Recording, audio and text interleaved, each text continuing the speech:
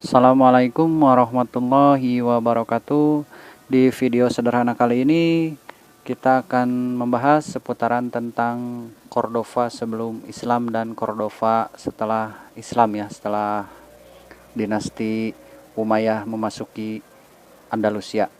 Nah, kita bercerita sedikit ya di awal. Cordova sebelum Islam itu adalah nama Cordova sendiri bukan dari bahasa Semit ya, melainkan dari bahasa Liberia kuno ya, atau Old Liberian ya, yaitu Salduba. Nah, setelah Perang Punisia kedua, kota ini menjadi sangat penting dan dikenal sebagai kota yang kaya. Orang Romawi mengenalnya dengan nama Corduba, orang-orang Spanyol mengenalnya dengan sebutan Cordova ya. Nah, sebelum kita ke soal, kita bercerita sedikit di sini ya.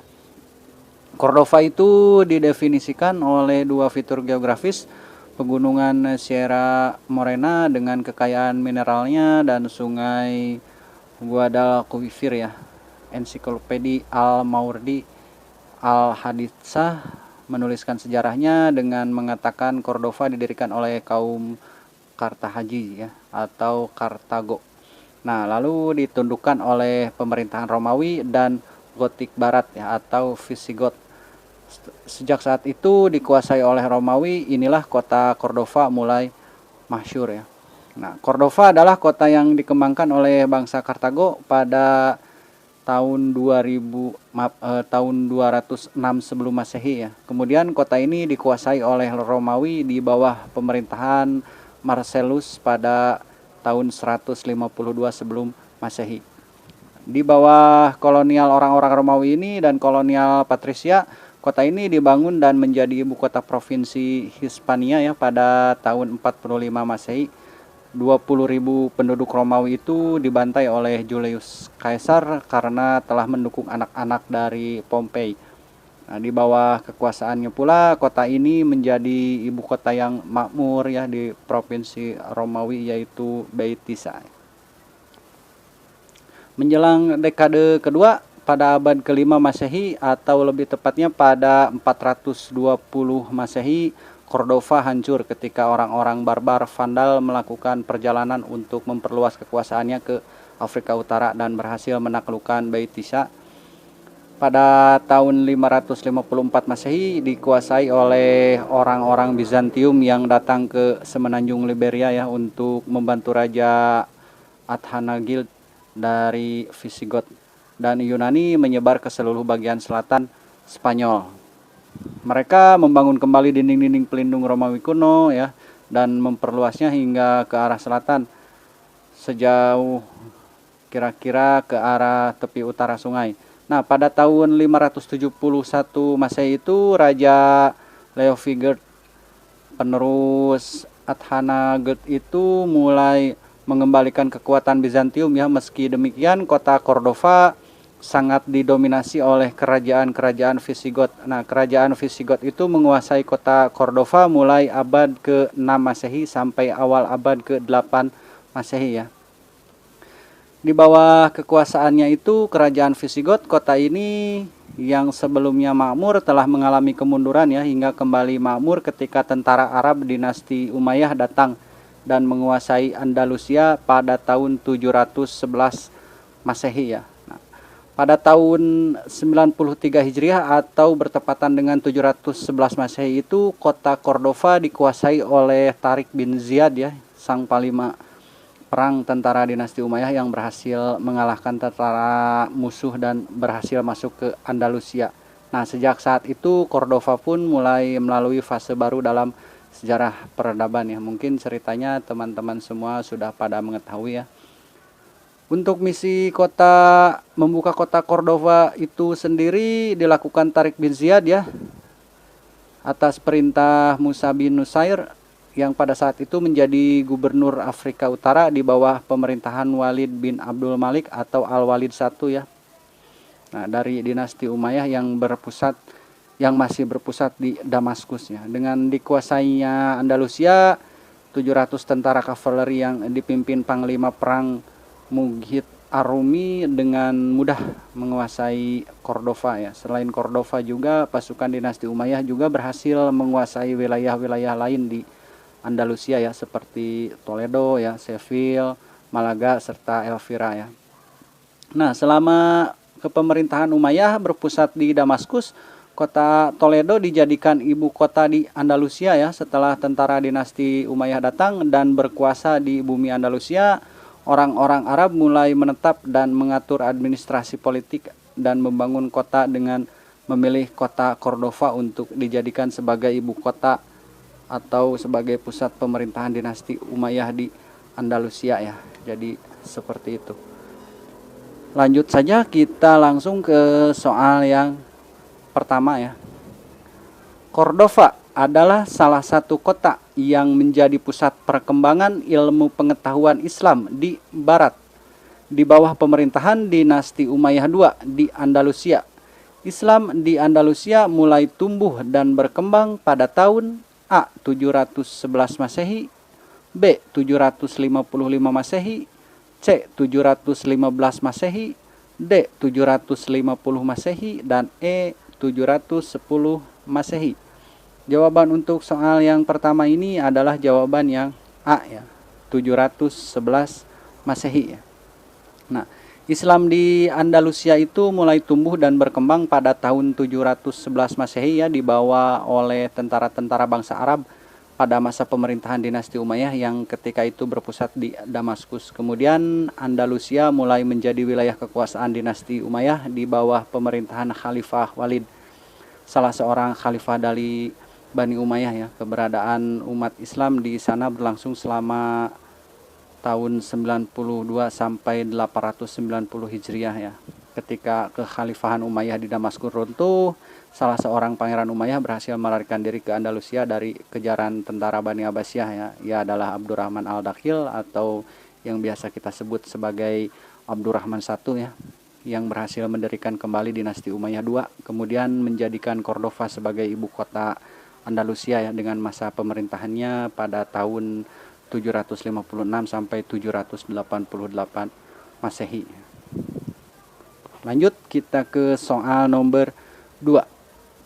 Setelah dikalahkan dinasti Abbasiyah, dinasti Umayyah membangun kekuasaan di Andalusia dan menjadikan Cordova sebagai ibu kota yang sebelumnya ibu kota Andalusia terletak di A. Al-Maghribi, B. Toledo, C. As-Sakrah, D. Kutab, dan E. Slavia. Jawaban untuk soal nomor 2 ini adalah jawaban yang B ya, Toledo.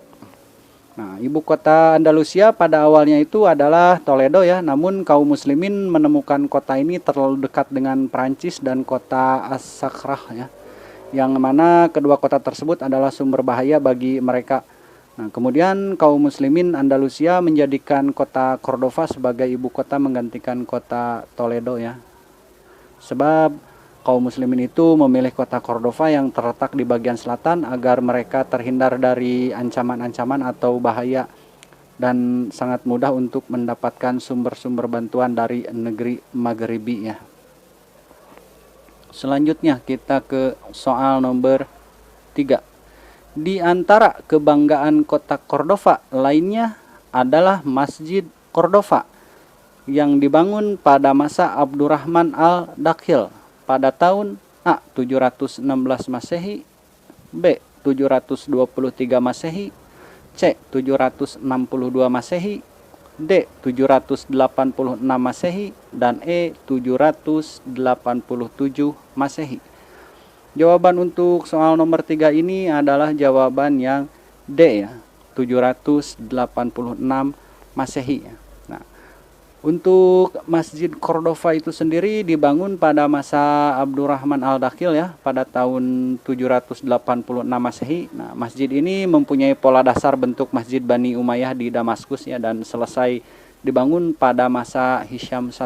Kemudian masjid ini diperbesar oleh Abdurrahman III sampai masa pemerintahan Al-Mansur hingga menjadi sangat indah sekali ya. Menurut Ibnu Al-Dalai terdapat 491 masjid di daerah tersebut ya, di sana ya. Selanjutnya Kita ke soal nomor 4. Hal terpenting dalam perkembangan ilmu pengetahuan pada masa Islam di Cordova adalah perhatian yang tinggi dari para penguasa terhadap pendidikan. Secara umum, pendidikan pada masa ini terbagi menjadi beberapa tingkatan, yaitu A. Mudah, sedang, dan sulit. B. Miskin, sedang, dan kaya. C. Rendah, menengah, dan tinggi. D. Sesuai kasta yang berlaku. Dan E. Luar dan dalam negeri. Nah, jawaban untuk soal nomor 4 ini adalah jawaban yang C ya. Rendah, menengah, dan tinggi. Yang menjadi titik puncak peradaban Islam di Cordova itu adalah perkembangan intelektual ya, yaitu ilmu pengetahuan keislaman yang berkembang pada saat itu. Antara lain adalah fikih, hadis, tafsir, ilmu kalam, ilmu sejarah, tata bahasa Arab, dan filsafat ya. Hal terpenting dalam perkembangan ilmu pengetahuan pada masa ini adalah perhatian yang sangat tinggi sekali dari para penguasa terhadap pendidikan.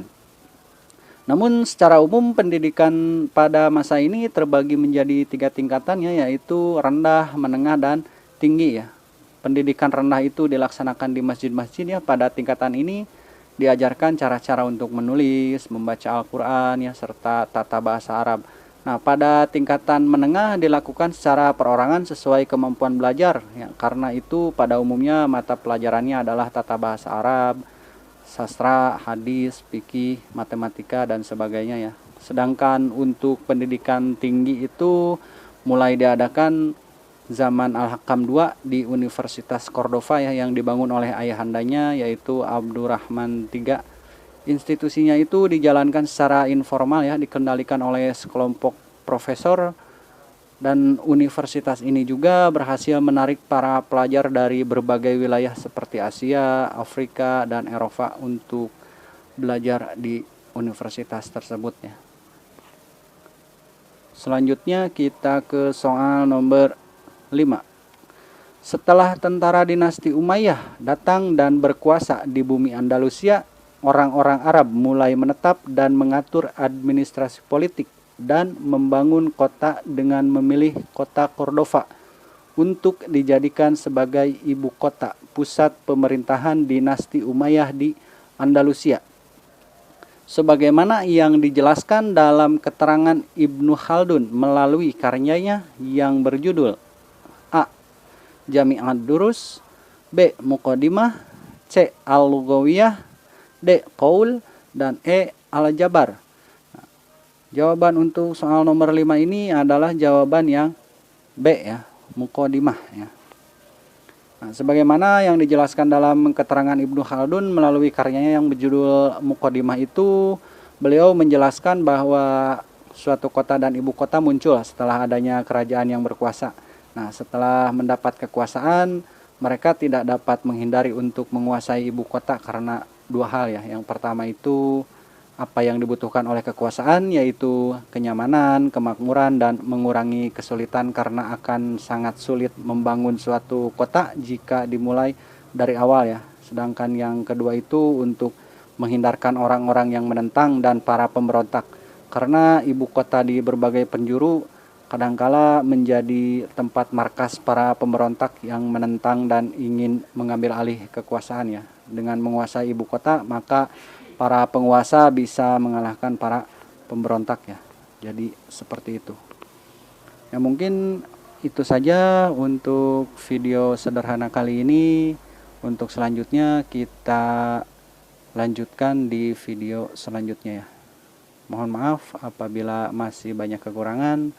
Jangan lupa like dan subscribe video ini, channel ini, supaya tidak ketinggalan video-video kita selanjutnya ya.